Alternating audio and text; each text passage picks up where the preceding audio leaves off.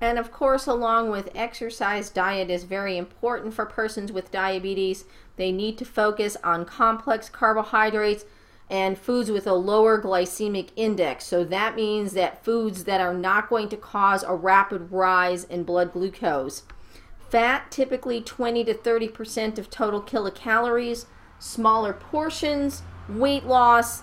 Get sodium below 2,400 milligrams per day, but they should probably also be in that group that gets 1,500 or fewer milligrams per day. They may have to actually count grams of carbohydrate in each meal and track that.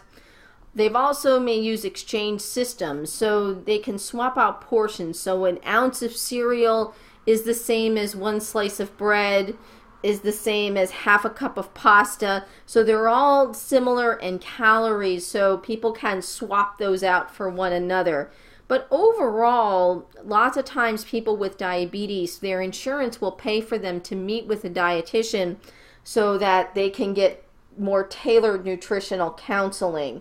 But, weight loss is a common goal for many people, and eating the right types of food that are going to help them with their diabetes. Being regular with their meals. They really shouldn't skip meals, because then they tend to have a very large meal and their blood glucose is going to get very high. So, they should aim for their exercise about 1,000 calories per week. Once again, as regular as possible. Yoga may be contraindicated for some people if they've got retinopathy.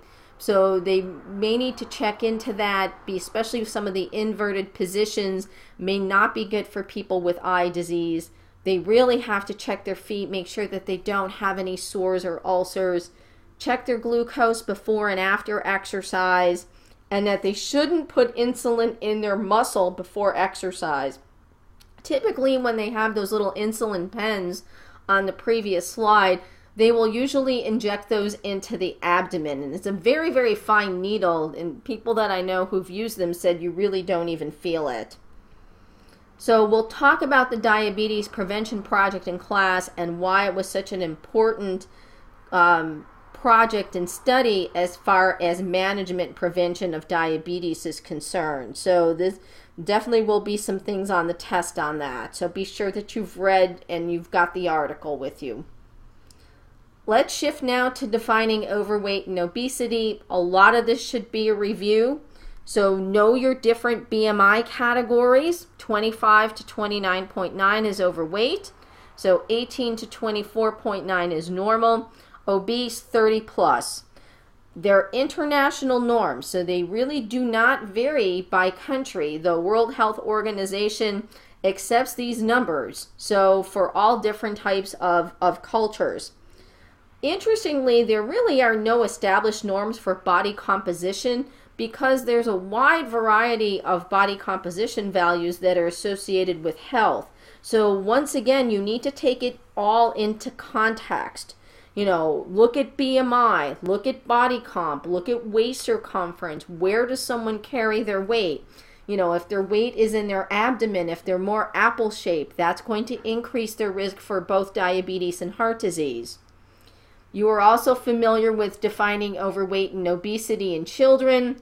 So overweight, 85th percentile for age on those height weight growth charts by their BMI, and then obese, 95th percentile and higher for age. So that should be a review. Current obesity trends.